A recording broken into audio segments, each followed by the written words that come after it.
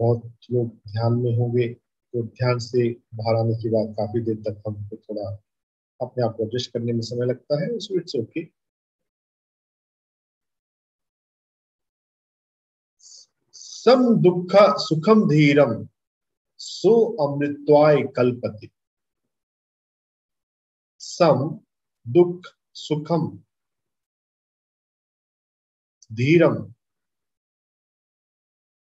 धीरवान, धैर्यवान, बुद्धिमान, जो सुख और दुख में समता रखता है, वो अमृत पाने का अधिकारी है। हम अपने जीवन में अमृत चाहते हैं तो धैर्य बढ़ाना सीखें।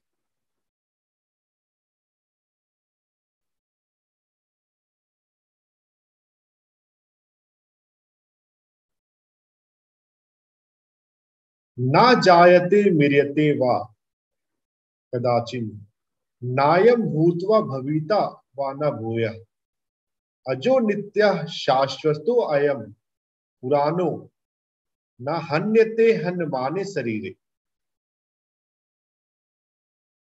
220। क्या मतलब हुआ इसका?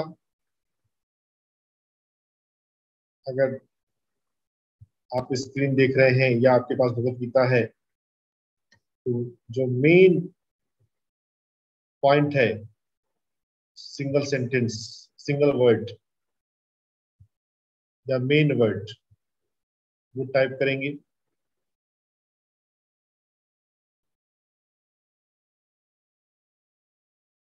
ना जायते म्रियते वा, no death, no birth, no death.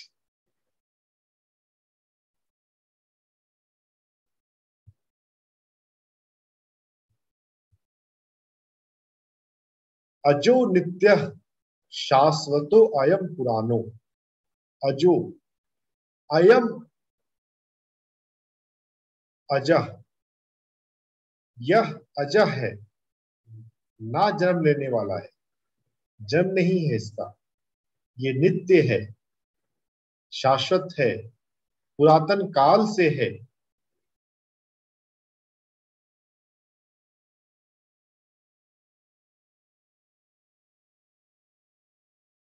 ना हन्यते हन्यमाने शरीरे, शरीर की हत्या से भी ये मरता नहीं है।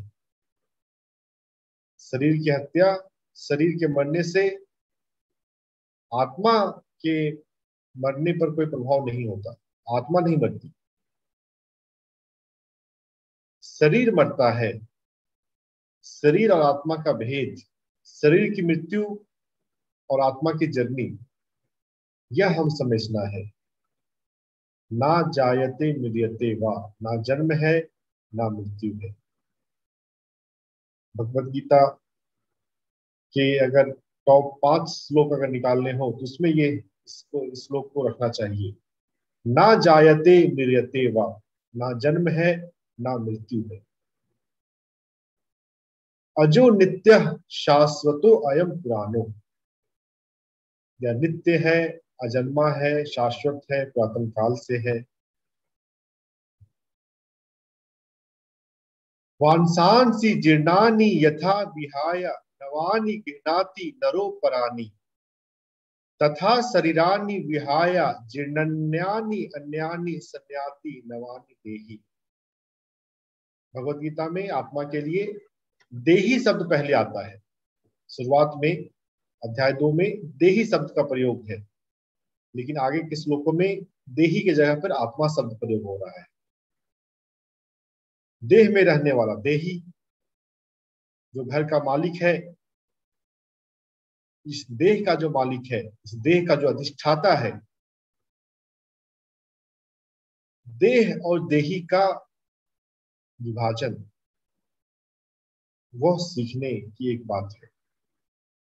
जैसे शरीर जब जीर्ण हो जाए तो नया शरीर धारण किया जाता है, वैसे ही देही नया शरीर धारण करता है।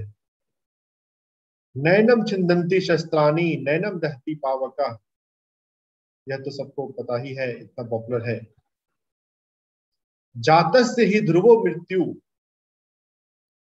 मृत्यु ध्रुवम जन्म मृतस्य च, तस्मात् अपरिहारे अर्थे न त्वं शोचितुमर्हसि। जातस्य ही ध्रुवो मृत्यु, जिसका जन्म है उसकी मृत्यु है। हम इसी को सब जगह अप्लाई कर सकते हैं। अगर पृथ्वी का जन्म हुआ है तो पृथ्वी की भी मृत्यु है, अगर सूरज का जन्म हुआ है तो सूरज की भी मृत्यु है, और जिसकी मृत्यु है उसका पुनर्जन्म निश्चित है। तो आत्मा के बारे में पहले कहा कि उसका उसका ना जन्म है ना मृत्यु है, लेकिन फिर भी अगर थोड़ा सा ग्रॉस लेवल पे ही अगर दृष्टि है पर्सनालिटी पर, जिसका जन्म है तो उसकी मृत्यु है, और मृत्यु है तो पुनर्जन्म है। अगर कोई मुक्त हुआ तो उसकी मृत्यु नहीं बोलते हैं, कहते हैं, संत के लिए कहा जाता है कि वो समाधि को लीन हो गए। जो अगर कोई मुक्त संत अगर शरीर छोड़ता है तो ऐसा नहीं कहा जाता कि उसकी मृत्यु हुई है, ऐसा कहते हैं कि वो उनका महापरिनिर्वाण हो गया। लेकिन जहां भी मृत्यु शब्द आता है, जहां भी मरना शब्द आता है, जो सांसारिक लोगों के लिए प्रयोग होता है, तो जाने कि पुनर्जन्म निश्चित ही है। बहुत बार हम अटैचमेंट में आकर किसी कोई अगर सात्विक मनुष्य है तो हम ऐसा सोचने लग जाते हैं कि क्या कहीं मुक्त हो गए क्या वो। अरे मुक्त का लक्षण ही स्पष्ट रूप से दिखता है। हम जैसे हम अपनी मुक्ति की चाह रखते हैं, हम चाहते हैं कि हमारे नजदीक वाले भी काश मुक्त हो जाए। काश सबसे अधिक मैकेनिज्म पर फोकस करें कि कैसे मुक्त हुआ जाता है। पहले तो हम जो मृत्यु है उसके प्रति शोक करना बंद कर दें। ये तो प्राइमरी क्वालिटी है, बेसिक क्वालिटी है। तभी हम मुक्ति के बारे में कुछ गहराई की बातें समझ सकते हैं। अगर शोक है तो मुक्ति नहीं है, क्योंकि शोक है तो समझ नहीं है कि जन्म है तो मृत्यु है, और मृत्यु है तो जन्म है, पुनर्जन्म है। ये अपरिहार्य है, निश्चित है। ये समझ नहीं है तभी शोक होता है। जिनके पास शोक है वो मुक्त नहीं है। मुक्ति इतनी सरल भी नहीं है। अगर डेडिकेशन हो तो मुश्किल भी नहीं है, लेकिन डेडिकेशन नहीं है, लास्ट मोमेंट में आप थोड़ा आए, पूरा जीवन लगाना पड़ता है समझने के लिए, सोल जर्नी समझने के लिए, ब्रह्म को समझने के लिए। तो मुक्ति को इतना लाइटली मत बोला करें, बहुत लोग मुझे बोल देते हैं। अव्यक्त आदिनी भूतानी व्यक्त मध्यानि भारत, अव्यक्त निधन अन्येव तत्र का परिदेवना।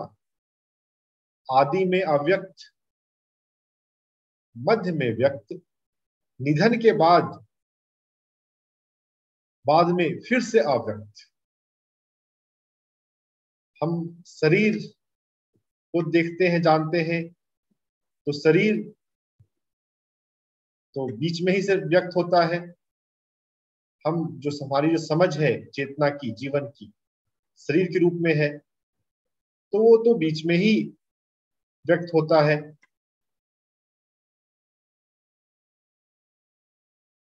अब यहाँ पे एक थोड़ा सा एक ग्लिच है, एक थोड़ी गहरी बात है। बहुत सारे स्पिरिचुअल कहते हैं कि जहां से आए हैं वहीं मर्ज हो जाना है। हम जहां से आए हैं,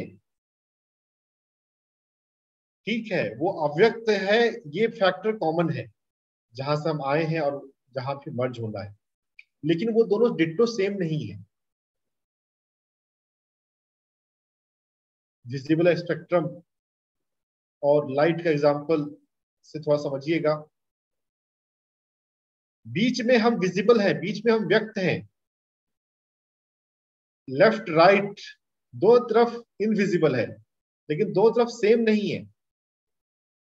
जब हम आए तो जिस अव्यक्त से आए, हम जब वापस जब जाएंगे इस शरीर को छोड़कर सूक्ष्म में, तो हम उसी दुनिया में नहीं जाएंगे। हमने जो सीखा है, हमने जो जाना है, उसके बाद क्या हम उसी लेवल पे रह जाएंगे? अगर उसी लेवल पे रह गए तो फिर जीव इस शरीर में आकर सीखने का क्या महत्व रहा फिर? तो हम जिस ब्रह्म से आते हैं, अब ब्रह्म के लेवल पे ब्रह्म शब्द अगर बोले तो फिर कोई डिमार्केशन नहीं है। इसलिए हमें नॉन फिजिकल को उसके डिफरेंट सेगमेंट में समझना पड़ेगा। कारण लोक, महाकारण लोक, कॉजल वर्ल्ड, सुप्रा कॉजल वर्ल्ड। थियोसॉफिकल सोसाइटी में और कई दूसरे टीचर ने इन सभी को थोड़ा डिस्क्राइब किया है। जिस ऑब्जेक्ट से हम आए हैं, हम उसी ऑब्जेक्ट में नहीं जाते। भगवत गीता में देखिए, भगवत गीता में कुछ अच्छी बातें हैं, लेकिन सब कुछ एक लिटरेचर में, एक बुक में नहीं आ सकता। तो कितने सारे भक्त, भारत भक्त, भारत की संस्कृति के भक्त ये भाव में आ जाते हैं कि भगवत गीता में सब कुछ है, भगवत गीता में बहुत कुछ है, there is no doubt about it. लेकिन सब कुछ है, भगवत गीता को पढ़ने के बाद अब और कुछ पढ़ने की जरूरत नहीं है, ऐसा नहीं है। भगवत गीता पढ़कर आप बहुत सारी बातें समझ जाएंगे, लेकिन उसके बाद भी आपको और फाइन डिटेल्स जानने के लिए, समझने के लिए reading temperament, learning temperament maintain करना है। हम जिस अव्यक्त ब्रह्म से आ रहे हैं वो थोड़ा सा लोअर पेडेस्टल पे है, और जब हम शरीर से मुक्त होकर या जन्म मरण के बंधन से मुक्त होकर जब फिर हम ब्रह्म में मिलते हैं, अद्वैत एकत्व के अनुभव के बाद, तो वो जो अव्यक्त ब्रह्म है वो हायर डायमेंशन, रिलेटिवली पहले वाले अव्यक्त ब्रह्म से हायर वाइब्रेशन का, हायर डायमेंशन का होता है। तो सेप्टेनरी कॉन्स्टिट्यूशन, 7 लोक क्या जिक्र आता है जगह जगह पर, तो हमें उस चेतना, और चेतना जिस आयाम में रहती है, जिस लोक में रहती है, उसके विभाजन को थोड़ा सा समझना चाहिए। जल्दबाजी नहीं है, लेकिन आराम आराम से हमें समझना चाहिए। और एक जो शोक आता है व्यक्त शरीर के निधन होने पर, वो शोक तो एटलीस्ट हम छोड़ दें। शरीर की मृत्यु हुई तो जो चेतना है, जो आत्मा है, वो कहीं नहीं गई, वो इसी लोक में है। अगर आप का थर्ड आई विकसित हो जाए, क्लैरवॉयंस आ जाए, अगर आप सेंसिटिव हो जाएं, तो आप वार्तालाप कर सकते हैं। अगर कोई डिपार्टेड फैमिली मेंबर हैं, पेरेंट्स हैं, if you want to communicate, the communication is possible. बस वो ऑब्जेक्ट हुए हैं, कहीं गए नहीं है। यही तो हमें सीखना है। सुख दुखे समय कृत्वा लाभ अलाभो जया अजयो ततो युद्धायुजस्व नैवं पाप मवाप्यसि। सुख दुखे समय कृत्वा, भगवत गीता में 2 लाइन होती हैं। उसमें पहली लाइन में भी पहले हाफ 50% पे आप एक ब्लॉक बनाकर बोला करें, समझा करें, सुख दुखे समय कृत्वा। सुख में और दुख में को समान करते हुए कितना करना हुआ, जो सीखना है, जो चेंज लाना है, तो सुख और दुख को समान करते हुए equalise happiness and suffering. Happiness is सुख एंड सफरिंग दुख। अब यहाँ पे एक बात समझे हम कि ध्यान में हमको जो अच्छा लगता है वो सुख नहीं है, वो सुख से ऊपर की बात है। सुख जो है वो फिजिकल वर्ल्ड में, मैटेरियलिस्टिक वर्ल्ड में होता है कि हम जो चाहते हैं वो चीज हो जाए, हमें जो खाने की चीज पसंद है वो मिल जाए,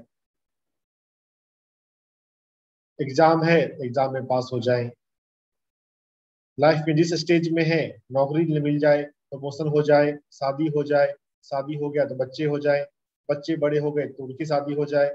अलग अलग डिजायर के फुलफिल हो जाने पे हम जीवन में सुख पाते हैं, और अगर वो फुलफिल ना हो, वो प्रोसेस डिस्टर्ब हो जाए तो दुख पाते हैं। सुख और दुख को समान करते हुए ये सुख है जो ध्यान में हमें अनुभव होता है, वो शांति है। सुख में, शांति में और आनंद में तीन मिलती जुलती चीजें हैं लेकिन अलग अलग है। जब हम विचारों के तल पे शून्य हो जाते हैं तो ये शांति है, peace, mental peace, peace of mind. और इस शून्य में जब विचारों से शून्य हो गए और शून्य में उतरते हुए जब हमको अपने non physical consciousness, higher body, higher vehicle, आत्मा का अनुभव शुरू हो जाए, अनंत आत्मा का, तब हमारे जीवन में आनंद आता है। उसको कहते हैं ब्लिस, आनंद। जो ब्लिस ध्यान में मिलने लग जाए, फिर आप ध्यान को खुद ही करने लग जाते हैं। फिर आपको बोलने की, रिमाइंडर देने की जरूरत नहीं पड़ती। अगर किसी पर्सन को याद दिलाने की जरूरत पड़ती है कि तुम ध्यान करो, तो जानना है अभी वो शांति के तल पे ही बस है, आनंद का भी उसको अनुभव नहीं हुआ। अगर आनंद का एक बार भी अनुभव हो जाए, फिर तो आप ध्यान को छोड़ ही नहीं सकते। आप कितने व्यस्त होंगे, आप उसमें से समय निकालेंगे, यू विल मैनेज समहाउ। तो आनंद, ब्लिस, सुख से ऊपर की बात है, वो ध्यान की बात है। ध्यान से अपने जो पांचवा लेवल पे कोर्स है आनंदमय, आनंदमय कोश, उस तल पर आनंदमय कोश के प्रति बोधपूर्ण हो जाने की बात है, जग जाने की बात है। वो एक अलग साधना से आता है। और यह जो है ये फिजिकल लेवल पे बाहर की दुनिया में सुख और दुख को समान करने के बारे में कहा जा रहा है। लाभ अलाभो जया जयो, लाभ हो या नहीं हो, नुकसान हो, प्रॉफिट और लॉस, जया अजयो, जया जय हो, जय जयकार हो, आपकी प्रशंसा हो,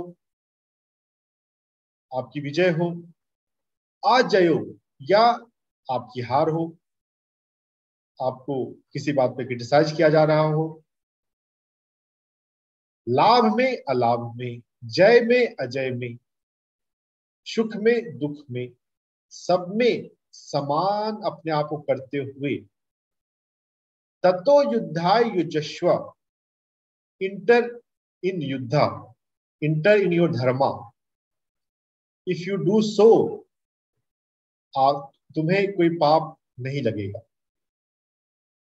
हम जो कॉन्सिक्वेंस ऑफ आवर एक्शन सोचते हैं, ये काम ठीक है कि नहीं ठीक है, अगर हम इक्वानिमस होना सीख गए हैं तो सोशल मोरालिटी से हम ऊपर उठ जाएंगे।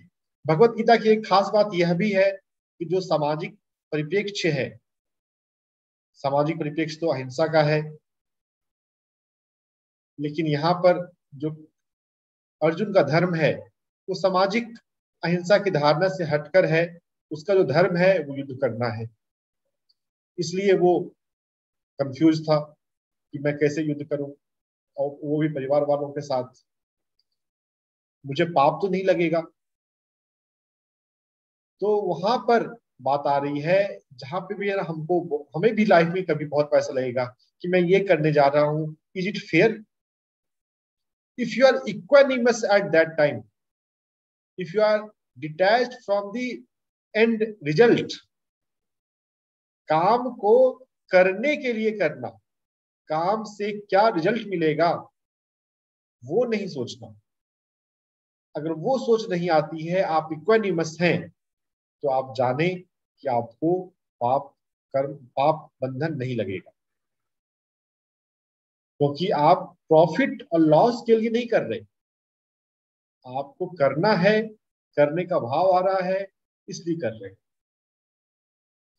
तो बहुत बार धर्म को निभाने में, धर्म को निभाना वास्तव में जो एवरेज ह्यूमन माइंड है उस लेवल पे आसान नहीं है। एन नंबर ऑफ टाइम्स हमें हमारे जीवन में धर्म संकट की अवस्था उपलब्ध होती है। अगर हम अपनी अंतरात्मा से, अंतर चेतना से जुड़े हुए हैं, तभी उस समय हमें क्लैरिटी आ सकती है कि हाँ, जो कर रहे हैं वो सही है, और क्या सही है क्या गलत है, इसका परिणाम, इसका पहचानने का तरीका ही यही है। क्या मैं एंड रिजल्ट से डिटैच्ड हूं? क्या मैं इक्वानिमस, समता में हूं? अगर है तो पाप बंधनों से आप मुक्त हैं, और यही है निर्गुण बनना। 3 गुण है, त्रय गुण विषया वेदा, निस्त्रय गुण्यो भवार्जुना, निर्द्वंदो नित्य सत्वस्थो, निर्योग क्षेम आत्मवान। 3 गुण वाले विषय हैं, उनको जानो अर्जुन। तमस है, रजस है, सत्व है। कब हम आलसी हो जाते हैं, तमस में चले जाते हैं, कब हम नहीं करना चाहते, कितनी बार हम कोई काम को हम नहीं करना चाहते। देखना है कि क्या ये मेरे भीतर का जो तमस गुण है उसकी वजह से मैं नहीं कर रहा हूं, मैं रजस गुण की वजह से हम ज्यादा करना चाहते हैं, अच्छा करना चाहते हैं, जो भी करो वो परफेक्शन से करो।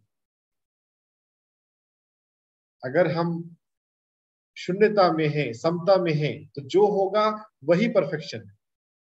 परफेक्शन का क्राइटेरिया मन के लेवल से नहीं निकल सकता, क्योंकि मन जो है, जो रजोगुण में है या सत्वगुण में है, उसको निर्गुण का भाव नहीं पता।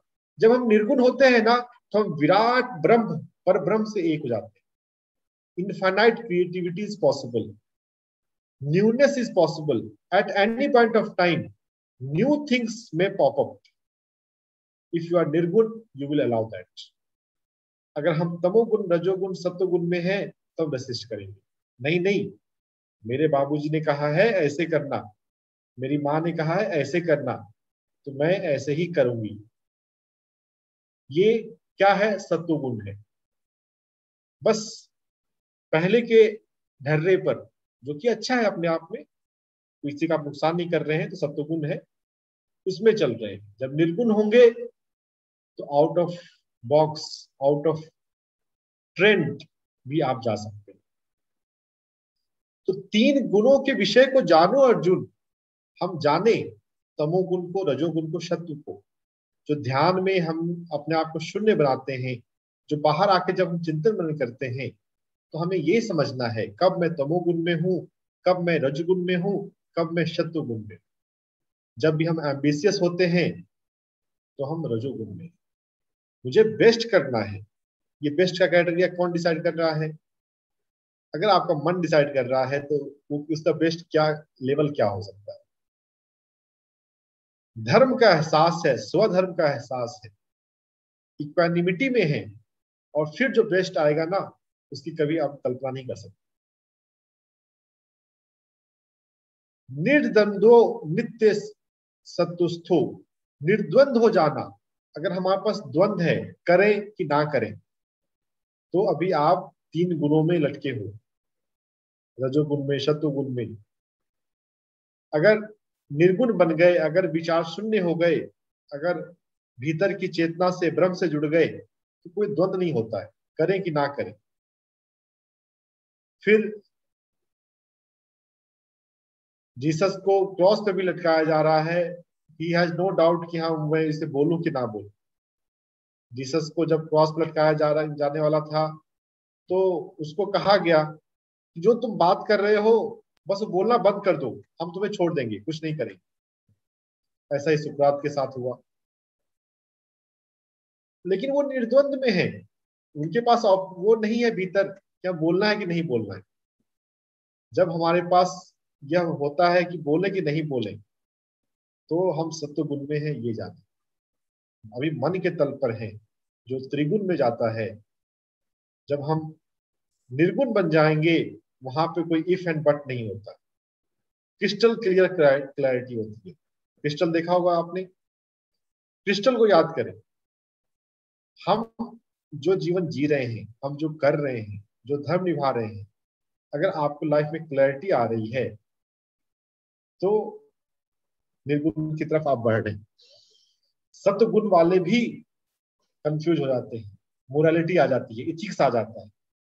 इथिक्स सामाजिक रूप से पालना करनी चाहिए, लेकिन जो कॉन्शसनेस का इथिक्स है, जो पर ब्रह्म से आ रहा है, वही इथिक्स मेन है। हमें सोशल इथिक्स भी चेंज हो जाते हैं। इसीलिए कृष्ण के जीवन को जब हम देखते हैं, तो बहुत जगह पे उनकी लीलाएं पर सवाल उठ जाते हैं। अर्जुन का साथ निभाने के लिए, जयद्रथ का वध करने के लिए वो सोशल इथिक्स से चले अलग हो जाते हैं।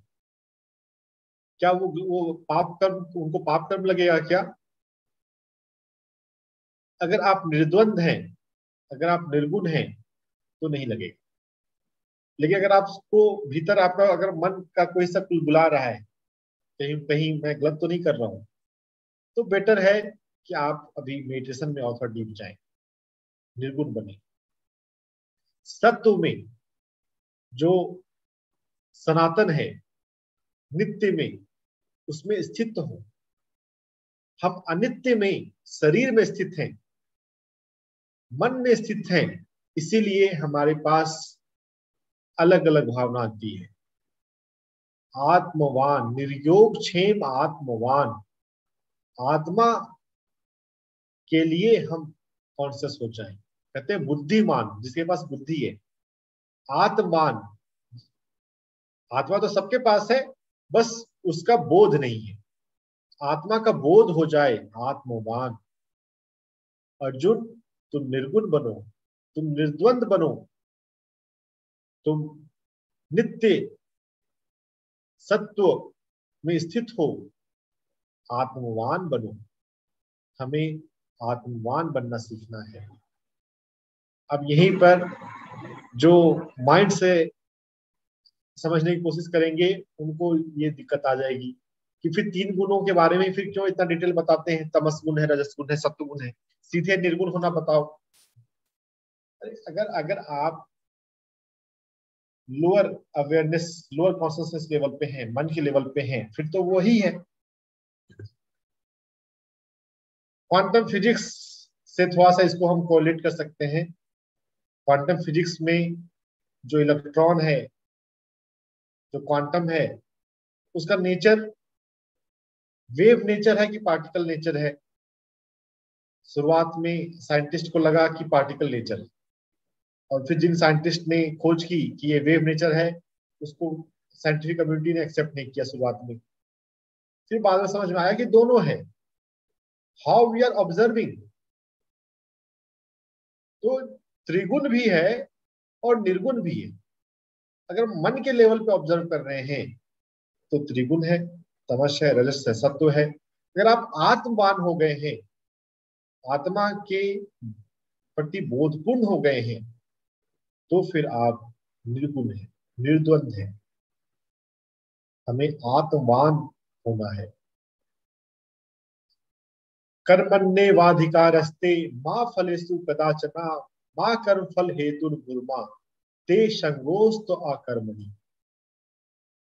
इस श्लोक का मतलब इस कोई बताना चाहेंगे?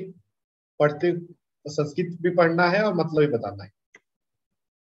अगर कोई पढ़ना चाहते हैं तो हैंड रेज कीजिए।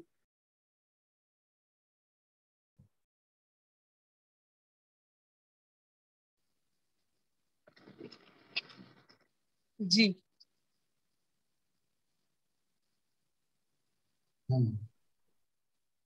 पढ़ो।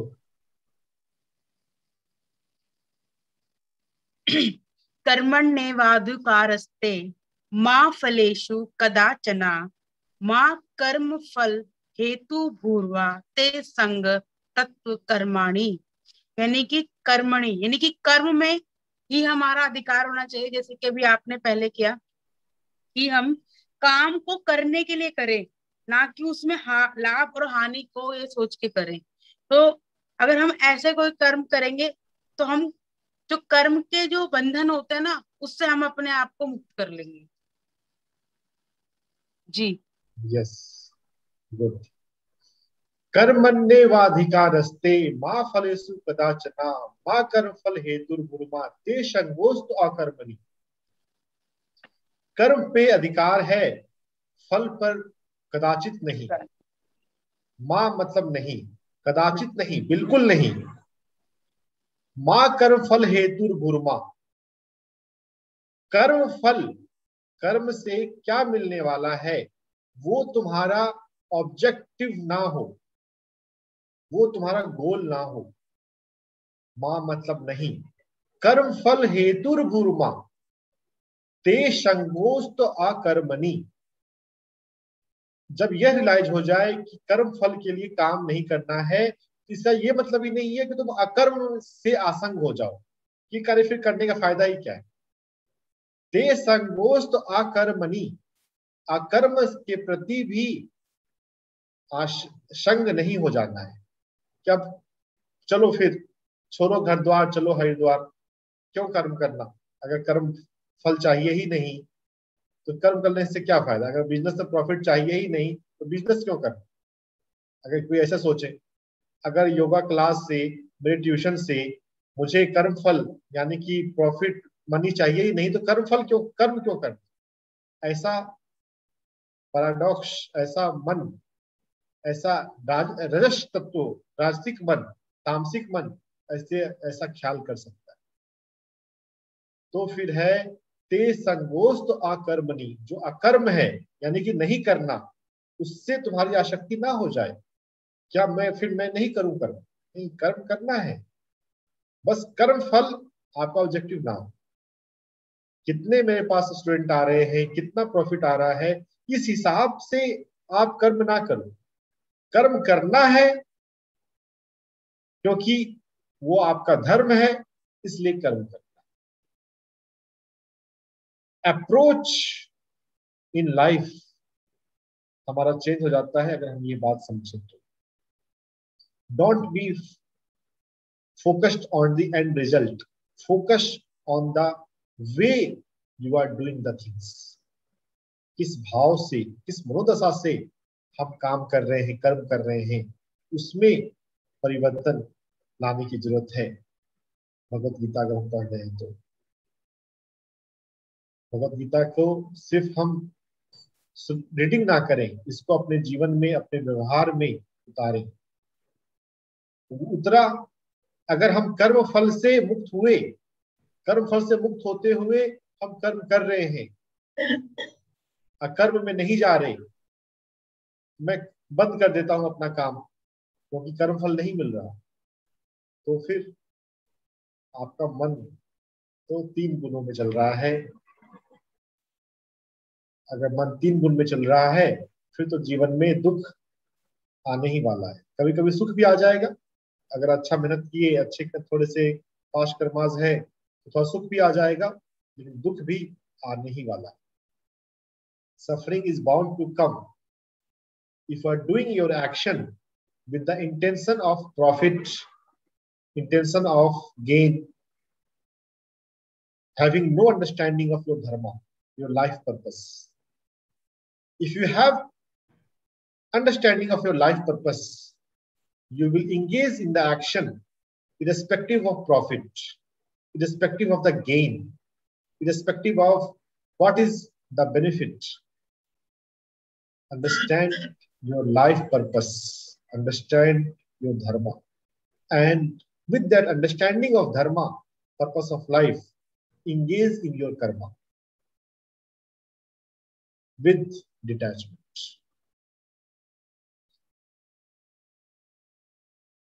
टू 48 पढ़िए अनिता जी, पहले संस्कृत पढ़ना है और फिर उसका मीनिंग बताना है। 48 अच्छा। योगस्थ गुरु कर्माणि संगं त्यक्त धनंजय सिद्ध सिद्ध्यो समो भूत्वा समत्वं योग उच्यते। तो इसका जो मीनिंग है, हम अपनी कर्तव्य जो ड्यूटी है कर्तव्य उसको योगस्थ गुरु कर्माणि, योगस्थ मतलब उसको इक्विपाइज होके, मतलब फोकस्ड होके हम अपनी काम करना चाहिए। उसके साथ कोई अटैचमेंट, सिद्ध सिद्धियों समो भूत्वा समत्यम योग उच्यते, मतलब सक्सेस फेलियर उसको कोई उसको उसके ऊपर नजर नहीं रखते हुए हमको फोकस्ड होके हमारा काम करना है। एंड उसको ही वो जो इक्वल समत्वम वही जो समभाव रखिए, फेलियर हो सक्सेस हो कुछ भी हो, उसी को ही केवल योग कहा जाता है। हमें केवल अपना काम एक फोकस्ड होके डिटरमाइंड होके करना चाहिए। उसका फल कुछ भी हो, परिणाम जो भी हो, भला हो बुरा हो, उसी के ऊपर मेरा अधिकार नहीं है। Then I have to do my perform my duty fully remaining focused. And जब भी मैं फोकस्ड होके मेरा काम करती हूँ एंड परिणाम जो भी है उसके ऊपर मेरे अधिकार नहीं है, उसको ही योग कहा जाता है। सिद्ध सिद्धियों समो भूत्वा, सिद्ध असिद्ध मतलब जो भी है पॉजिटिव हो उसका रिजल्ट, नेगेटिव जो भी हो, समो भूत्वा कीप एन इक्वानिमिटी समत्वम योग उच्यते, उसकी रिजल्ट जो भी है मैं मेरा I have to remain on pot with the result of what I am doing, उसी के ही योग कहा जाता है। मतलब मैं एक इंस्ट्रूमेंट की तरह हूँ, मैं मेरा काम करते जाऊंगी without getting attached to what I am doing, और उसकी रिजल्ट परिणाम जो भी होता है उसमें मेरी अधिकार नहीं है, जो भी होता है। So I have to keep my samatva मतलब इक्वानिमिटी जो कहा जाता है, उसी को ही योग कहा जाता है। इस श्लोक का मीनिंग कोई और बोलना चाहेंगे? अरे I did not unmute my self.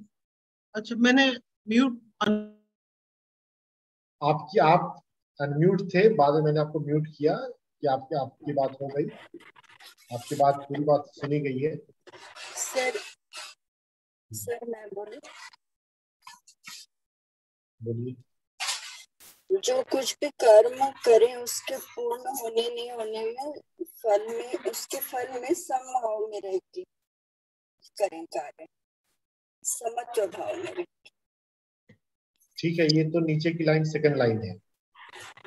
Main line in this sir योग में स्थिर होकर अपना कार्य करें।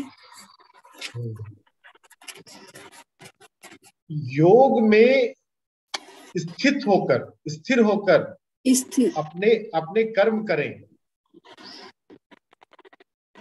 अब वो कर्म कर्तव्य है कि धर्म है वह यहाँ पे नहीं है, बस कर्म है। संग त्यक्त्वा धनंजय, संग त्यक्त्वा, संग अटैचमेंट, ड्रॉपिंग द अटैचमेंट। तो यहाँ पर एक हिडन बात रह गई, योग क्या है, व्हाट इज योग? कोई बोलना चाहेंगे? योगस्थ कुरु कर्माणि। अगर हम इस श्लोक में सेकंड लाइन पे बाद में जाएं, सिर्फ पहले लाइन पे ही जब हम चिंतन मनन कर रहे हैं, योगस्थ कुरु कर्माणि, व्हाट इज योग, वो हमें इंटरप्रेटेट पहले से करना है। बताइए। हाँ जी, मैं कुछ समझना चाहूंगी। योग मुझे ऐसे लग रहा है कि मतलब अपना जो भी हम कार्य कर रहे हैं वो हायर पावर को, ईश्वर को समर्पित करते हुए करें, उससे योग करके करें कि जो भी होगा वो आपका है, आप मतलब आपसे प्रेरित होकर जो भी आप मुझे प्रेरणा दे रहे हैं मैं अपना कार्य कर रहा हूँ, शायद से ये है, सबका पता नहीं है। आपने समर्पण की बात की और आपने ईश्वर प्राणिधान की बात जी। वो कनेक्टेड है, लेकिन वो एक अलग अंग है। व्हाट इज योग?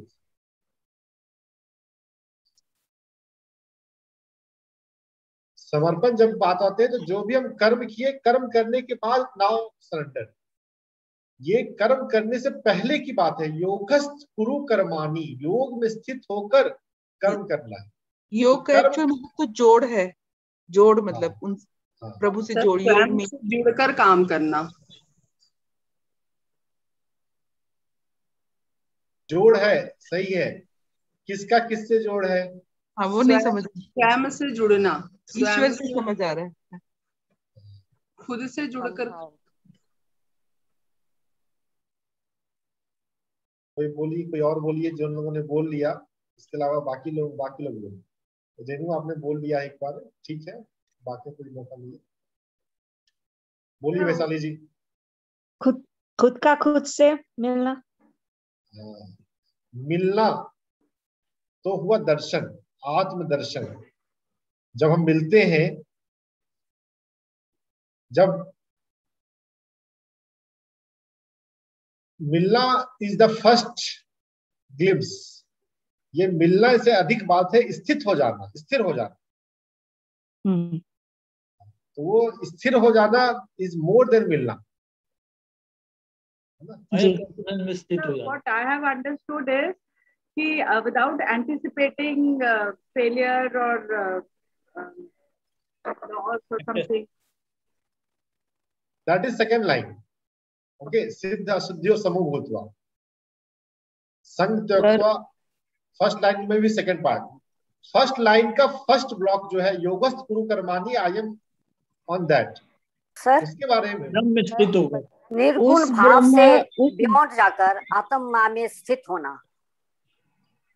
हाँ, निर्गुण भाव में जाकर आत्मा में स्थित बियॉन्ड, होना, उसके बियॉन्ड होकर, उनसे परे जाकर आत्मा में स्थिर होना। अच्छा ये बताइए, थोड़ा सा मैं आपको और पजल कर रहा हूँ। निर्गुण भाव में हम जाएंगे तब आत्मा में जाएंगे, या आत्मा में जाएंगे तब निर्गुण भाव बन जाएगा? दोनों ही है, सब आत्मा में जाएंगे तो वो अपने आप छूट जाएगा। आत्मा में स्थित, आत्मा आत्मवान बनेंगे तब निर्गुण बन जाएंगे। निर्गुण कोई पहले नहीं बन सकता। ये वही मैंने कहा सर, समझना। आत्मा में जाएंगे तो वो पीछे, वो बाकी छोटी मोटी चीजें अपने आप छूटेंगी। देखिए यहाँ पर एक ना हम लोग एक बोलने का ढंग कल्टीवेट करें। ये मेरा ओपिनियन है, वो बोलना छोड़े। मैं बोल रहा हूँ वही सही बोल रहा हूँ, वो भी भाव छोड़े। जस्ट हम चिंतन कर रहे हैं, जो भी अगर गलत भी निकला तो इट्स ओके। जस्टिफाई करने की कोई कोशिश नहीं करनी है। हाँ, योगस्थ समझ में आ गया, अब समझ में आ गया, दैट्स फाइन। योगस्थ कुरु कर्माणि। हाँ बोलिए श्वेता जी। योग स्थिति में उस ब्रह्मा से, उस परम ब्रह्म से इस परम ब्रह्म को जोड़ना, मिलाना। अपनी सेंसेस को सुपर कॉन्शियसनेस से में ज्वाइन करती है, अपने सेंसेस को कंट्रोल करना with being in the super consciousness. Senses control करना यहाँ पे कहाँ से आ गया? वो सेंसेस नहीं, मतलब जो हम फील कर रहे हैं तो भी उसको नहीं फील करना है। ठीक है। देखिए गलत कोई नहीं है, सही ही बोल रहे हैं। और कोई बोलना चाहेंगे? जो लोग एक बार बोल लिए ना, दूसरों को मौका दीजिए, आराम से चिंतन मन कर लीजिए और फिर बोलिए। हाँ कुसुम जी बोलिए। सर नमस्ते। अपने मतलब लोअर सेल्फ, अपने आत्मा को परमात्मा से, हायर सेल्फ से जोड़कर। आपके लिए क्लैप है।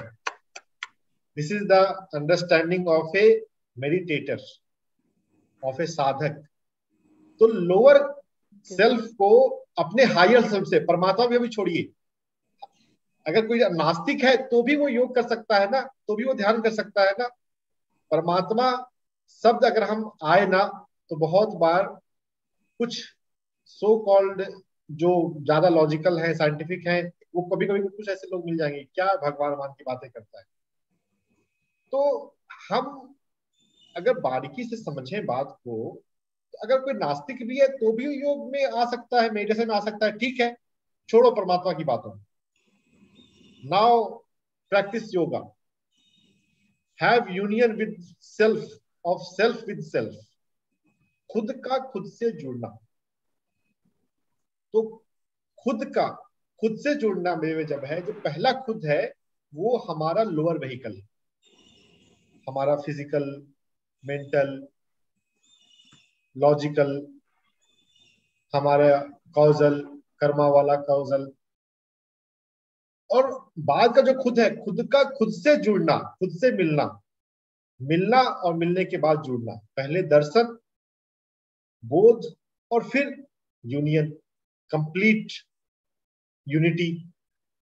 तो जो बात का खुद है वो हमारा हायर सेल्फ है, हायर व्हीकल, हमारा जो कारण शरीर है, महाकारण शरीर है, जो 7 को शरीर में जो ऊपर के बॉडीज हैं। तो खुद का खुद से मिलना सबसे अच्छा बोलना है। खुद का आत्मा से मिलना, वो भी कह सकते हैं बात, वो भी गलत नहीं है, लेकिन अभी हमें आत्मा का उतना नहीं पता, तो खुद का खुद से जुड़ना ज्यादा अच्छा है। फिर जब आत्म योग हो जाए, जब हम खुद से जुड़ जाए, तो फिर ब्रह्म योग भी हो जाता है, हम परमात्मा से भी जुड़ जाते हैं, लेकिन वो लेटर स्टेज। तो योग को हम कई ढंग से देख सकते हैं, स्वयं से योग, ब्रह्म से योग, और अगर सिर्फ जब हम श्वास पर ध्यान कर रहे हैं तो श्वास से योग। जब हम श्वास पर ध्यान कर रहे हैं तो श्वास से तो जुड़ ही रहे हैं ना। यहां पर है योग में स्थित होकर, यानी कि हमारा जो हायर कॉन्शियसनेस है उसके अवेयरनेस में स्थिर होकर कर्म करना, आसक्ति को त्याग करना, और सिद्धि असिद्धि को छोड़ते हुए, उसमें समान होते हुए समभाव में जीना को योग कहा जाता है। उच्यते मतलब कहते हैं, समत्वम योग उच्यते। तो सेकंड लाइन में जो योग का विश्लेषण आ रहा है, ये रिजल्ट से आ रहा है कि अगर आप सफलता में असफलता में समान हो तब आप योगी हो। लेकिन पहला सेंटेंस में जब योग जब है तो यहाँ पर इम्प्लिसिट मीनिंग है कि आत्मा में स्थिर हो गया, खुद स्वयं का स्वयं से यूनियन हो गया। तो संस्कृत में एक ही सेंटेंस में कई सारी बातें एक साथ लगातार आ जाती हैं, मिलती जुलती बातें हैं, ठीक है, कुछ भी हम समझें तो हेल्प ही करेगा, लेकिन अगर प्रॉपर समझें तो ज्यादा हेल्प करेगा। तो योग में स्थित होकर कर्म करना सीखें, ठीक है। 255 में आता है, आत्मनि एव आत्मना तुष्टः स्थित प्रज्ञस्तु दोच्यते। अर्जुन सवाल पूछता है, स्थित प्रज्ञ किसको कहते हैं, उसका क्या व्यवहार होता है, उसका क्या बॉडी लैंग्वेज होता है। तो कृष्ण ने जवाब दिया कि स्थित प्रज्ञ जो है वो स्वयं में संतुष्ट होता है। संतुष्टि, अगर जॉब में प्रमोशन हुआ, 5,000 सैलरी बढ़ गई, एक्सपेक्टेड था कि पे कमीशन 7,000 रेज करेगा, 5,000 ही बढ़ा, फिर हम असंतुष्ट रह जाएंगे। तो संतुष्टि का आधार, असंतुष्टि का आधार बाहर नहीं, आत्मा में हमारी संतुष्टि है। आत्मा के भाव में अगर हम जाग गए हैं तो हम तुष्ट हैं और स्थित प्रज्ञ हैं। यही अध्यात्म का, ध्यानी का, गीता को जानने वाले का ढंग होता है। हमें अपने आप को उस स्तर पर ले जाना है, दुख में, सफरिंग में हम उनसे डिटैच होना सीखें। यही स्थित प्रज्ञ के बाद स्थित भी मिलता जुलता शब्द है, उसको उसकी परिभाषा बताई है, इक्वानिमिटी का ही विश्लेषण है। विषयों से बाहर आने के लिए विषयों से अपने आप को विड्रॉ करना, जैसे कछुआ अपने हाथ पैर को मोड़ लेता है। आपके पास आपके सराउंडिंग में कोई ऐसा सिचुएशन हो, कोई ऐसा ओकेजन हो जहाँ पे आपको गुस्सा आ सकता है, जहाँ पे आपकी कामना बढ़ सकती है, जहाँ पे आपकी वासना बढ़ सकती है, अपने आप को सिकोड़ने की कला सीखना, वो इंद्रियों के लेवल पर एक जरूरी बात है। राग और द्वेष से मुक्त हो। 269 एक बहुत वैल्यूबल श्लोक है। या निशा सर्वभूतानां तस्याम जागति संयमी, यस्याम जागति भूतानि सा निशा पश्यतो मुनेः।